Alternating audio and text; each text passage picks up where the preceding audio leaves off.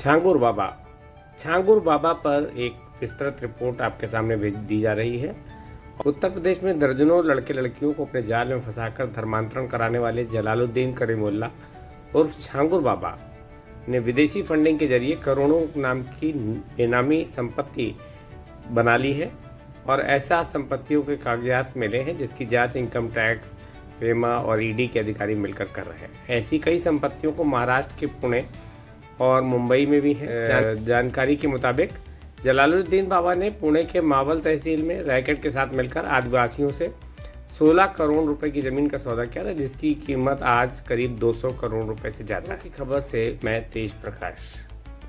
छांगुर बाबा पर कानून की गाज गिरी है। फर्जी बाबा निकला गिरोह का सरगना, दर्जनों केस उसके ऊपर दर्ज है। यह रिपोर्ट किसी भी बाबा धर्म संप्रदाय समुदाय को निशाना नहीं बनाती। इसका उद्देश्य केवल सत्य को उजागर करना है। उत्तर प्रदेश के संत कबीर नगर जिले में चमत्कारी बाबा के नाम से अब तक 13 संगीन आपराधिक मुकदमे दर्ज हो चुके हैं। जमीन पर अवैध कब्जा, अंधविश्वास फैलाने जैसे गंभीर आरोप शामिल हैं। फर्जी चमत्कारों से ये बाबा बन बैठा और असल में अपराध की पाठशाला बन गया। इसके गैंग में अनेकों लोग शामिल हैं जो इसके साथ मिलकर धोखाधड़ी और धर्मांतरण का कारोबार चला रहे थे और विदेशों से करोड़ों रुपए कमा रहे थे। छांगुर बाबा का असली नाम छांगुर मूलतः एक साधारण ग्रामीण व्यक्ति था। 2 दशक पहले अध्यात्म की आड़ में चमत्कार दिखाने लगा था। धीरे धीरे उसने भभूत से कैंसर ठीक करने, मंत्रों से नौकरी दिलवाने, जिन्न भगाने जैसी अफवाहों के बल पर इसके यहाँ लंबी लाइन लगने लगी भक्तों की। कब्रिस्तान में तंत्र साधना और महिलाओं के यौन शोषण के भी आरोप इस पर लगे हैं छांगुर बाबा पे। एक महिला द्वारा की गई शिकायत में छांगुर बाबा की पोल खुली है। पीड़ित महिला ने बताया कि बाबा ने जिन्न उतारने के नाम पर कब्रिस्तान में ले जाकर उसे नशीली चीज खिलाई और उसका शारीरिक शोषण किया। महिला की मेडिकल जांच में पुष्टि होने के बाद बाबा के खिलाफ आईपीसी की धारा 376, 328 और 506 के तहत केस दर्ज किया गया है।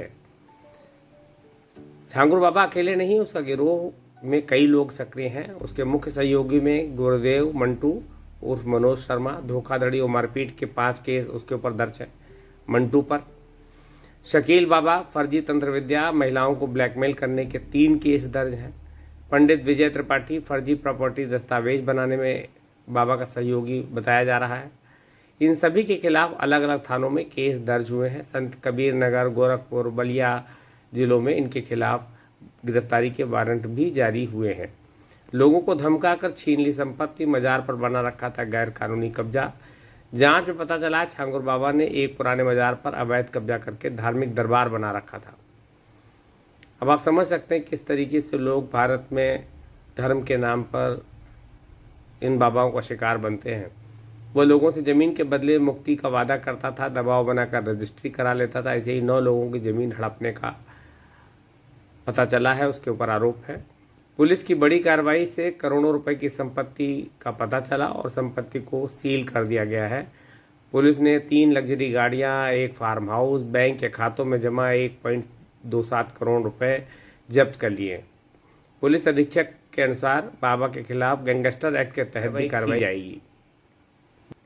जनता से ये अपील है कि ऐसे लोगों से, ऐसे बाबाओं से, उनके सहयोगियों से ठगी का शिकार जो लोग हुए हों वो आकर रिपोर्ट दर्ज कराएं और ऐसे बाबाओं के खिलाफ सावधान रहें।